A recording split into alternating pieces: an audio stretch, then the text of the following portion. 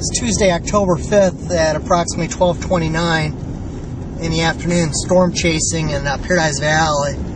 Right now we have a severe storm going across Phoenix metro area. And Weather Service is warned storm is capable of producing winds in excess of 60 miles per hour and lightning, heavy rain. Right now I'm going westbound on McDonald Drive at 64th Place.